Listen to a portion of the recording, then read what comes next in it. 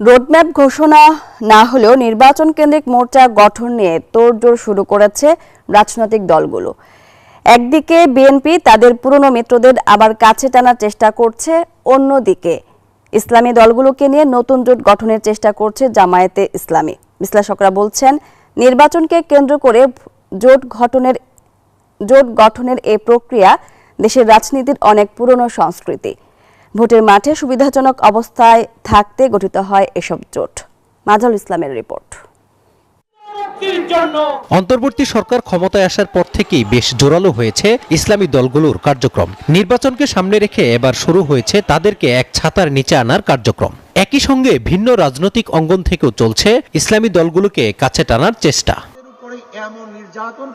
মঙ্গলবার দুপুরে হঠাৎ ফল মিষ্টি নিয়ে বরিশালে চরমোনাই পীরের বাসায় হাজির হন জামাত ইসলামীর আমির ডাক্তার শফিকুর রহমান। এটা কি নিছকই সৌজন্য সাক্ষাৎ নাকি নির্বাচনী জোট গড়ার চেষ্টা? ইসলামী দল যারা ইসলামের সাথে নাম যে দলের সাথে ইসলাম জড়িত, সেই ইসলামের সাথে তো সবাই একমত আছি আমরা। পথ পদ্ধতি ভিন্ন হতে পারে একটু, মানে আপনি কিভাবে লোক রিক্রুট করবেন, কিভাবে সংগঠন সম্প্রসারণ করবেন, কিভাবে সংগঠন মজবুতি অর্জন করবেন, এ ব্যাপারে ভিন্ন মত থাকতে পারে। এর অর্থ এটা চরম বিরোধ ছিল কখনো, এমনটা না।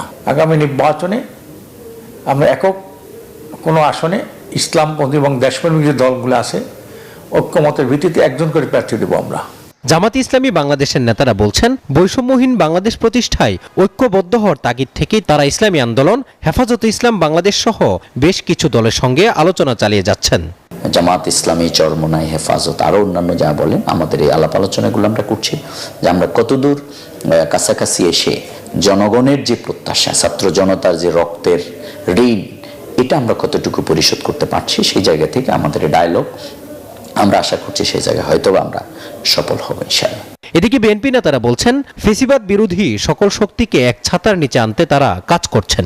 যারাই ফ্যাসিবাদের বিরুদ্ধে লড়াই করেছে, যারাই ফ্যাসিবাদের বিরুদ্ধে আন্দোলন করেছে, একযোগে তারা সবাই আমাদের আন্দোলনের যেমন সাথী ছিলেন, আগামী দিনগুলিতেও তারা আমাদের সাথে থাকবে।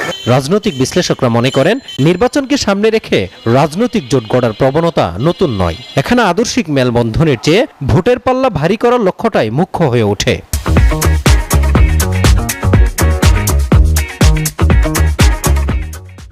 জোট কিন্তু আসলে বলা যায় না যে এটা দলগুলো তাদের আদর্শের জলাঞ্জলি দিচ্ছে। যে যার আদর্শের জায়গাতেই থাকে, কিন্তু ওই নির্বাচনে প্রতিদ্বন্দ্বিতার জন্য তারা এই জোটটা করে, তাদের শক্তিটা বাড়ানোর জন্য। নির্বাচনী জোট হয়, এটা সবসময় হয়ে আসে, এটা হবেই।